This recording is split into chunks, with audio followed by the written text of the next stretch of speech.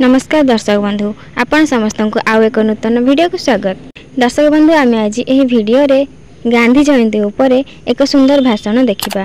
वर्तमान डेरी न करी चलंतु आमर यह भाषणटी को आरंभ करिबा। वरेण्य विचारक मंडली आजिर यह पवित्र गांधी जयंती अवसर रे एठारे एकत्रित होइथिबा समस्त को मोर शुभेच्छा। प्रायतः समस्त को जना जे आज हेउछि पवित्र गांधी जयंती, जहाकु कि आम्भे माने प्रतिवर्ष अक्टोबर 2 तारिख दिन सुभाष चंद्र बोस द्वारा आख्यान प्राप्त जातिर पिता महात्मा गांधी जन्म दिवस को गांधी जयंती भाव पालन करिथांती। आहुरी मध्य नोबेल पुरस्कार विजेता रवींद्रनाथ टैगोर तांकु महात्मा आख्या प्रदान करथिले, जार अर्थ सर्वश्रेष्ठ आत्मा। तेबे आसंतु आमे समस्ते आज तांकर 155तम जन्मवार्षिकी को पालन करी तांकर नीति को अनुसरण करिबा।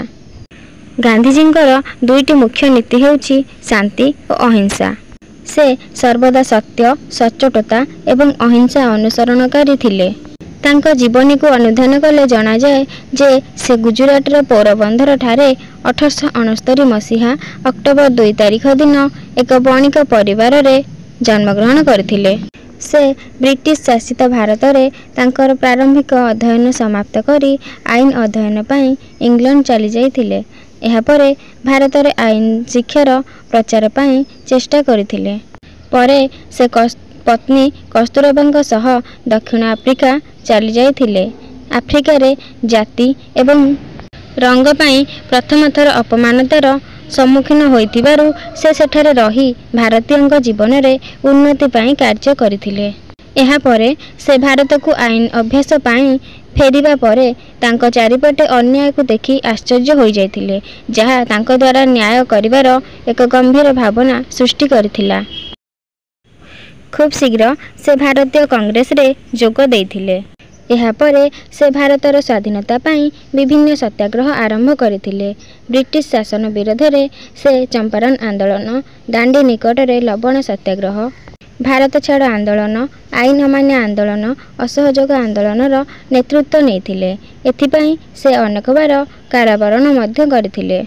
गांधीजी अहिंसा विरोध विश्वर लोकं को प्रभावित करथिला। दीर्घ 200 वर्षरु अधिक काल भारत रे चलीथिबा ब्रिटिश आंदोलन विरोध रे से संग्राम करथिले। तत्कालीन समाज रे व्यापीथिबा सामाजिक दुष्कर्म को जेपरिकी सतीदाह प्रथा, बाल्य विवाह, अस्पृश्यता एवं जातिवाद भली मंदता को दूर करिबा पाई परिश्रम करथिले। से विश्व दरबार रे जने प्रसिद्ध नेता हेबा सत्ते साधा खदीर पोशाक पिंधुथिले एवं तांको अनुगामी मानकु एथिप्रति जड़ित रहिबाकु उपदेश देउथिले। से तांकर अनेक गुरुंक द्वारा अनुप्राणित होई सरल जीवन यापनर सफलता को हासिल करथिले। से सबु धर्म उपरे भक्ति करिबा सहित सम्मान प्रदान करुथिले एवं समस्तंग समानता उपरे विश्वास करुथिले। सही महान नेता को 1948 मसीहा जनवरी 30 तारिख दिन नाथुराम गणेशों द्वारा हत्या करा जायथिला। तांकर समाधि दिल्लीर राजघाट ठारे अवस्थित। से आज आम सहित नाहांती सत्य, किंतु तांकर आलोक एवं मार्गदर्शन आम सहित रहिछि। से जने अमर व्यक्तित्व अटंती। से जने महान व्यक्ति जे कि वर्तमान पर्यंत सारा विश्व रे भारतीय लोकों को सच्चोट एवं सत्यवादी जीवन यापन करने एवं गुणर शक्ति उपरे विश्वास करने प्रेरणा देउथिले। आज जेतेबेले आमे आमर जीवन यापन करूछंती, तेबे आसंतु तांको दर्शन को मने रखिबा एवं सम्मान देबा। लोकमानंकु कौनसी भेदभाव न करी सम्मान एवं समानता सहित व्यवहार करिबा एवं आमर खराब समय रे मध्य हिंसा को अनुसरण करिबा नाही। आम बापुंक द्वारा शिखा जाइथिबा अहिंसा पथ अनुसरण करी एक शांतिपूर्ण जीवन यापन करिबा। एहिठारे मोर वक्तव्य रे मु पूर्णछेद देई रहुछि। धन्यवाद।